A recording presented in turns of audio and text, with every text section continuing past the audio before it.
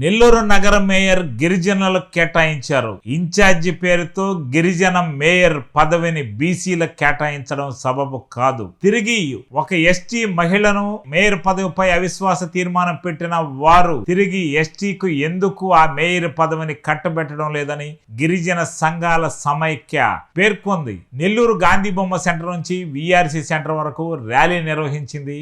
ఈ సందర్భంగా ప్రభుత్వ తీరును ఎండగట్టింది.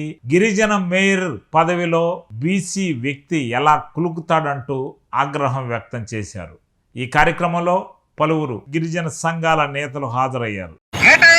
గిరిజనులకు కేటాయించిన మేయర్ పదవిని వెంటనే గిరిజనులకే కేటాయించాలి. గిరిజనులకు కేటాయించిన మేయర్ పదవిని వెంటనే గిరిజనులకే సిగ్గు గిరిజన కేటాయించాలి. మేయర్ పీఠాన్ని గిరిజనులకు వెంటనే కేటాయించాలి. మేయర్ పీఠాన్ని గిరిజనులకు వెంటనే కేటాయించాలి. మేయర్ సిద్ధం పదానికి గిరిజనులకు వెంటనే సిగ్గు గిరిజనులకు కేటాయించిన మేయర్ పదవిని ఇతరులు అధిరోహించడం.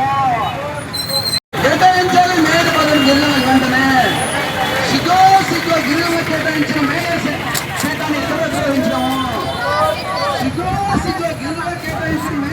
ఈరోజు నెల్లూరు నగరంలో మరి గిరిజన ప్రజా సంఘాల ఐక్యవేదిక ఆధ్వర్యంలో ఈరోజు నెల్లూరు నగరంలో గత 2 సంవత్సరాలుగా ఈ ప్రాంతంలో మరి నెల్లూరు నగర మేయర్ అయినటువంటి గౌరవ శ్రీమతి పోట్లూరి స్రవంతి గారిపై జరుగుతున్నటువంటి రాజకీయ కుట్రపూరితమైనటువంటి విషయాల్లో భాగంగా మరి నెల ముందు నెల్లూరు జిల్లాలో శ్రీమతి పోట్లూరి స్రవంతి గారిపై కూటమి ప్రభుత్వం అవిశ్వాస తీర్మానం ప్రవేశపెట్టి మరి వారిని మేయర్ పదవి నుండి మరి దించాలనేటువంటి ప్రయత్నాలు ఈ జిల్లాలో ఉన్నటువంటి ప్రతి ఒక్కరూ తెలిసినటువంటి విషయమే. అయితే మరి ఏదైతే నెల్లూరు నగర మేయర్ అయినటువంటి గౌరవ శ్రీమతి పోట్లూరి స్రవంతి గారిపై ప్రవేశపెట్టినటువంటి అవిశ్వాస తీర్మానం విషయంలో అవిశ్వాస తీర్మానం కౌన్సిల్ సమావేశం నిర్వహించకుండానే వారిపై రాజకీయ ఒత్తిడులు తీసుకొచ్చి మరి భయపెట్టి భయభ్రాంతులకు గురిచేసి మరి గిరిజన యానాది సామాజిక వర్గానికి చెందినటువంటి ఒక గిరిజన మహిళపై మరి కూటమి ప్రభుత్వం చేసినటువంటి దుర్మార్గ చర్యలను మరి భాగంగా వారిపై మరి భయభ్రాంతులకు గురి చేసి వారిని రాజీనామా చేసేంత వరకు మరి కూటమి ప్రభుత్వం చేసుకున్నటువంటి కుటిల ఆలోచన చాలా దుర్మార్గం.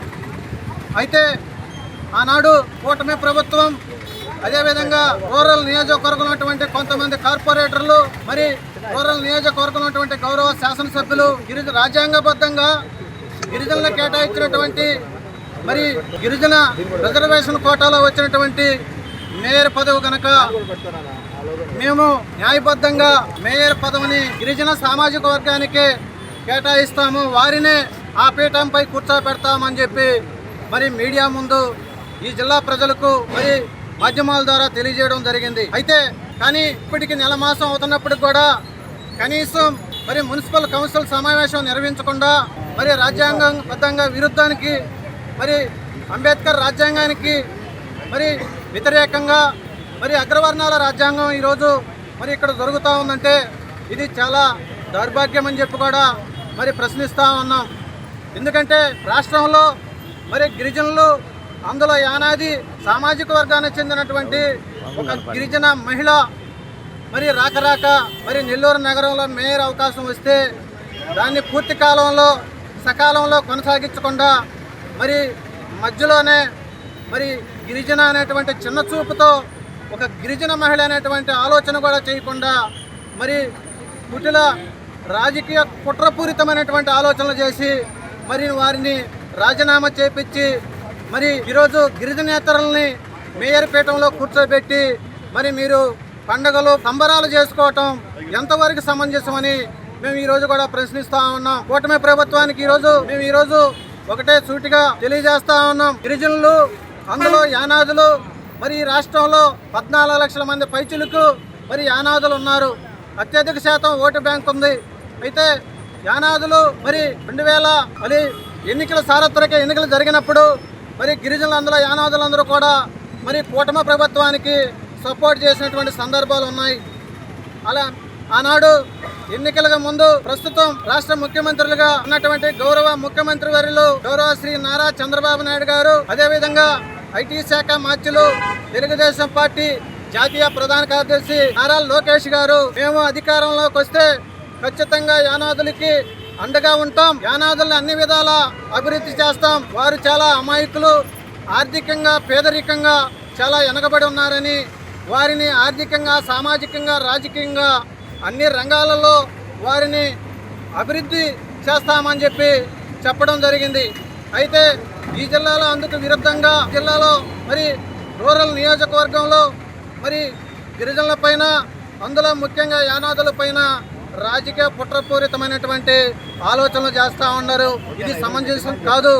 కాబట్టి ఇప్పటికైనా ఏదైతే నెల్లూరు నగర మేయరు విషయంలో గిరిజన నేతలకి మేయర్ పీఠం కట్టబెట్టారో తక్షణమే వెంటనే వారిని తొలగించి గిరిజన సామాజిక వర్గానికి సంబంధించిన వ్యక్తులకి మేయర్ పీఠం ఏర్పాటు చేయాలని మరి డిమాండ్ చేస్తూ ఉన్నాం.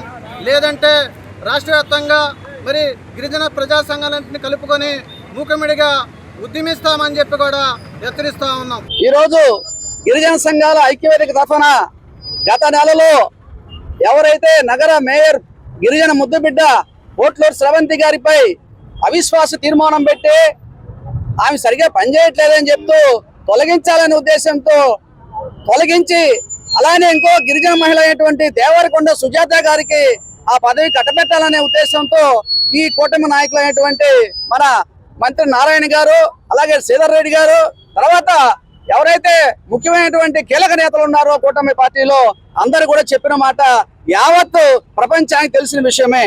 అయితే అందులో భాగంగా వాళ్ళ సమీకరణలో భాగంగా యుద్ధం చేయడానికి చేతగాక, శక్తి లేక దొంగ దెబ్బ తీసినట్టుగా దొంగచాటుగా మేయర్ ని, అలాగే ఎవరైతే వైసీపీ కార్పొరేట్లు 5 మంది సపోర్ట్ చేస్తాను వచ్చారో వాళ్ళని విజయవాడకి వెళ్ళి కిడ్నాప్ చేసి నిర్బంధించి రకరకాలుగా హింసించి సత్తా లేని మొగాళ్ళలాగా 15 అవిశ్వాస తీర్మానం వరకు కూడా ఎదురు చూడకుండా భయపడి 2-3 రోజుల్లో వాళ్ళందరినీ భయభ్రాంతులకు గురి చేసి రాత్రి 9:35 మేయర్ గారి చేత రాజీనామా చేయడం చూస్తుంటే చాలా సిగ్గుసేటుగా ఉంది. ఎంత దుర్మార్గం అంటే, యుద్ధం చేయడానికి నీకు మగతనం ఉంటే బరిలోకి రా, తేల్చుకుందాం, నువ్వో మేమో ఓడతామో గెలుస్తామో మేము తేల్చుకుంటాం. ఆ ధైర్యం లేక అవిశ్వాస తీర్మానాన్ని డేట్ ప్రకటించి ఆ డేట్ కు ముందే 2 రోజుల ముందే కార్పొరేటర్ని, మేయర్ని అందరినీ కూడా భయభ్రాంతులకు గురి చేసి ఆమె దించేసి సిగ్గు లేకుండా ఎస్సీ కేటగిరీ కేటాయించినటువంటి ఒక రూల్ ఆఫ్ రిజర్వేషన్ పద్ధతిలో వచ్చినటువంటి ఒక సీటుని, ఎస్సీ మహిళలకు సంబంధించినటువంటి సీటుని సిగ్గు లేకుండా ఎట్లా మీరు ఒక బీసీ వ్యక్తి కట్టబెట్టారో మేము ప్రశ్నిస్తున్నాం. ఈ రోజు మీరు సమాధానం చెప్పాలి. మీకు సిగ్గు శరం ఉంటే ఈ కూటమి నాయకులకి అందరినీ ప్రశ్నిస్తున్నా, ఈవెన్ సీఎం చంద్రబాబు నాయుడు కూడా ప్రశ్నిస్తున్నా. ఏమయ్యా చంద్రబాబు నాయుడు గారు, ఇక్కడ నెల్లూరులో ఒక పద్ధతే, అక్కడ విశాఖపట్నంలో ఒక పద్ధతే. విశాఖపట్నంలో మాత్రం యాక్చువల్గా మీరు డేట్ ఇచ్చి పేరుని మార్చడానికి అవిశ్వాస తీర్మానం ప్రవేశపెట్టారు, పెట్టుకున్నారు మీ క్యాండిడేట్, మేము కాదనలా. మరి నెల్లూరులో ఎందుకు ఇలా జరుగుతుందో నాకైతే అర్థం కావట్లా. కాబట్టి మేము సూటిగా చెప్తున్నాం, ఇకనైనా మీరు పునరాలోచన చేసి మళ్ళీ అవిశ్వాస తీర్మానాన్ని డేట్ ప్రకటించి ఏదైతే రూల్ ఆఫ్ రిజర్వేషన్ పద్ధతిలో మా గిరిజనులకి వచ్చిందో 40 years తర్వాత మాకు అవకాశం వచ్చిందో అదే పద్ధతిలో మీరు ఏ పేరైతే మీరు అనౌన్స్ చేశారో ఆమె కూడా మా దాయాదే, బయట కాదు, మా దాయాదే, మా శిష్యుడు భార్యే దేవరకొండ సుజాత, మా దాయాదే, మా బిడ్డకి సుజాత గారికి ఇస్తా అన్నారు. ఇవ్వండి, మీ మాట ప్రకారం. మేము ఇక్కడ పార్టీలు చూడటంలే, మా జాతికి జరిగేటువంటి అన్యాయాన్ని ఖండిస్తున్నాం, మా జాతికి జరిగేటువంటి న్యాయాన్ని కావాలని చెప్పి ప్రశ్నిస్తాం. కాబట్టి ఇకనైనా కూటమి నాయకులు బుద్ధి తెచ్చుకొని మీరు అవిశ్వాస తీర్మానం మళ్ళీ ప్రవేశపెట్టి ఆ అమ్మాయిని దేవరకొండ సుజాతనో లేకుంటే ఇంకెవరైనా సరే, మీ పార్టీ ఎవరైనా పర్వాలే, ఎవరైనా సరే గిరిజన మహిళలకు ఇవ్వాలని చెప్పేసి మేము సూటిగా డిమాండ్ చేస్తున్నాం. అలా జరగకపోతే ఇదే గాంధీ బొమ్మ సెంటర్ లో అన్ని ప్రజా సంఘాల ఆధ్వర్యంలో ఆమరణ నిరాహార దీక్ష కూర్చోవడం కూడా వెనకాలం అని చెప్పేసి మేము డిమాండ్ చేస్తున్నాం.